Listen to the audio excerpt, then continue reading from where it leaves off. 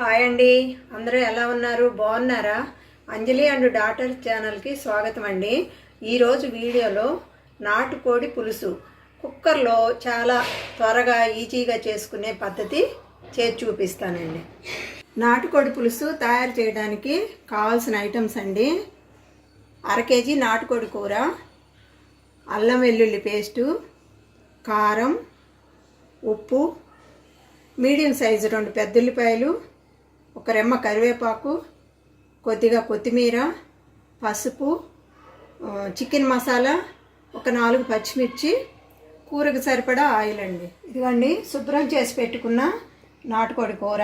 దాంట్లో ఇప్పుడు మనము చిటికెడు పసుపు, కల్లుప్పు, మన టేస్ట్కి సరిపడా కల్లుప్పు అండి. కల్లుప్పే వేసుకోండి, ఎందుకంటే కూరల్లో కల్లుప్పు వేసుకుంటే చాలా టేస్ట్గా ఉంటుందండి. ఏపుళ్ళల్లో అది సాల్ట్ వేసుకోవచ్చు. కూరలకి తప్పనిసరిగా కల్లుప్పే వాడండి, బాగుంటుంది, రుచి బాగుంటుంది.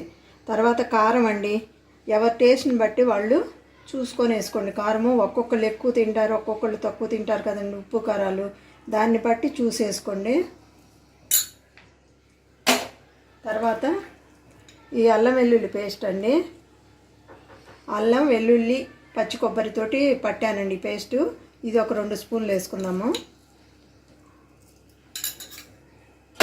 తర్వాత 1 స్పూన్ ఆయిల్.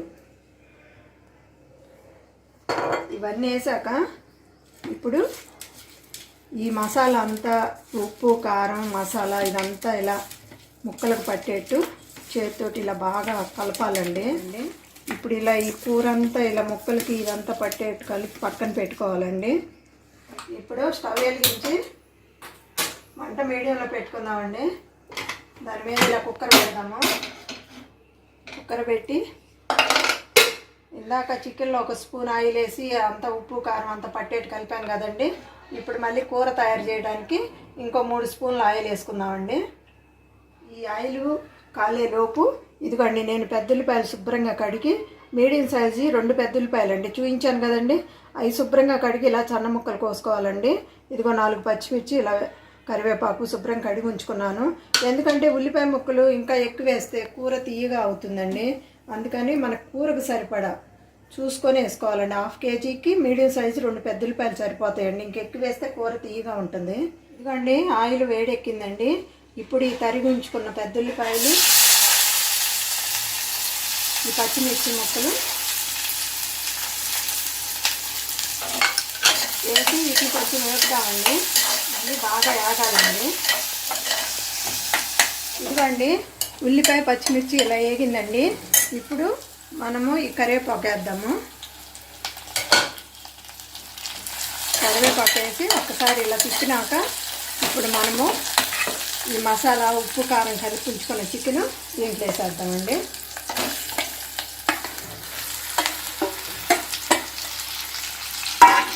ఇలా చికెన్ వేసాక ఇది మొత్తం బాగా ఇలా కలపాలండి.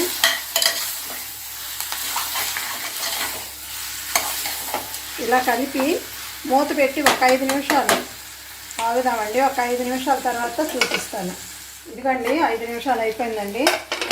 నేను చెప్పిన ఈ 5 నిమిషాల టైంలో గంట పెట్టి ఇలా 1-2 సార్లు ఇలా తిప్పుకోవాలండి, లేకపోతే అడుగు అంటుతుంది.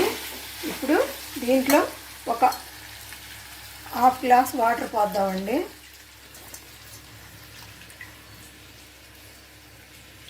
ఒక 1/2 గ్లాస్ వాటర్ వేద్దాము.